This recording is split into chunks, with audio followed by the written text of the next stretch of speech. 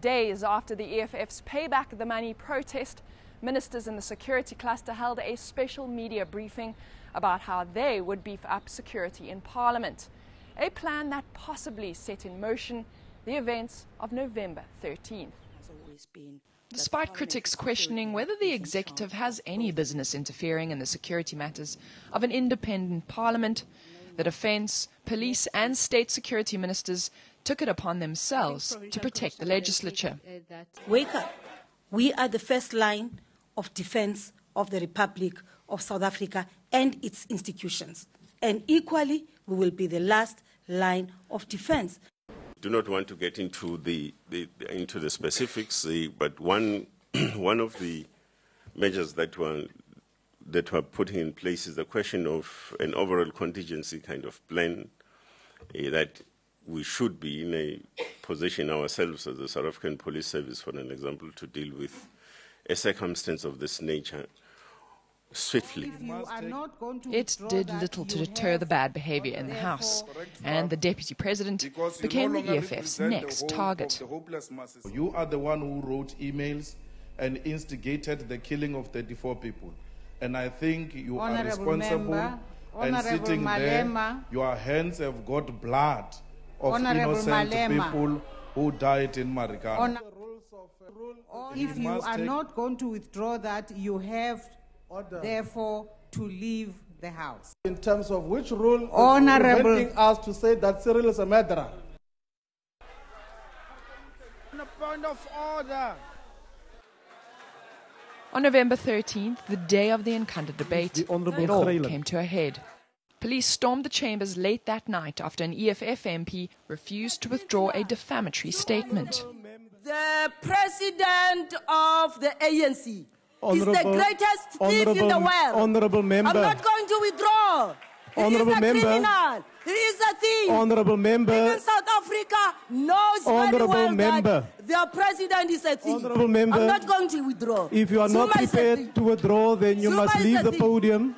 I'm not going to withdraw. Honourable member. Zuma is a criminal. Order, honourable member. Zuma is a thief. The world order, honourable knows member. very well that the president honourable of the member. ANC is the greatest thief. Order, honourable member. Honourable member, if you don't want to withdraw, Zuma is a thief. Honourable member, if you don't want to withdraw, I'm asking you to leave the podium. Honourable member, I'm requesting you now for the last time. The president of the ANC is a honourable member. He is the criminal. Zuma honourable is a thief. member.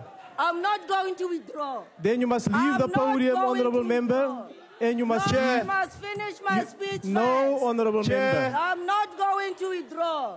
Honourable members, I'm now going to request the Sergeant at Arms to relieve the honourable member from the House. Order, Chairperson. Why, Can we Chairperson? assist you in this matter? Point of order. We are intervening to assist you, Chairperson. A point of order. They are not supposed to touch me. They are not supposed to touch me. Honourable members, order. Order, honourable members. While the Sergeant at Arms is dealing with the situation, we'll suspend proceedings for 5 minutes. Parliament's TV feed was cut as police marched in. Only the screams of MPs can be heard.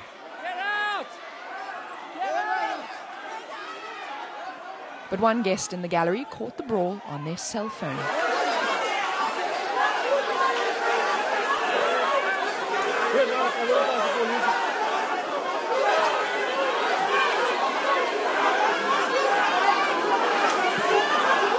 It's unprecedented that we've had the police in Parliament, and one can't emphasise enough what a breach that is of the constitutional arrangements, and how we should not simply let that point go, because once you start doing that, it becomes very easy then for things to really fall apart. Several MPs were injured. 3 DA members who jumped to Mashabela's rescue laid charges of assault the next day. They were kind of bashing our heads into benches, started really pushing us hard, throwing us around. And it was really just a response to saying that, there's absolutely no reason ever why the National Police Force should be on the floor of the Assembly. The ANC defended the decision to call the police. They say that we are militarizing Parliament. It is in the law.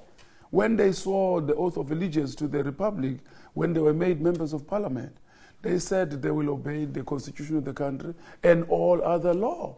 The decisions made on that day have set, because there are multiple decisions, dangerous precedents that I think we must reverse immediately if we are not going to sit with the same situation in 2015, 2016, 2017. There was no physical threat to life. It seems to be a totally disproportionate response to what was happening in the House on both occasions when that happened. And I think the fact that there has not been proper accountability as yet as to who gave the order for the police to come in, on what basis those orders were taken, whether they were legitimate or not, whether they were within the bounds of the law or not. Those are answers that we, as South Africans, that I think we need to have. The day after, there was little clarity as to who exactly called in the police, but the Speaker of Parliament was anything but apologetic. What the law actually allows us finally happened yesterday. Because yesterday was a culmination of a long time of appealing to honorable members, and it was so obvious when the honorable member was standing at the podium. She even put her arms on the podium, making it very clear that she wants to instigate, she wants to provoke something. And then there was the matter of cutting the parliamentary feed, to which the Speaker responded that the dignity of Parliament outweighed the right to access to information.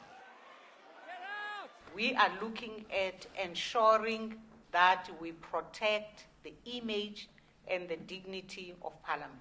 I believe that there is an attempt, in a sense, to cut what ordinary citizens hear because it's uncomfortable.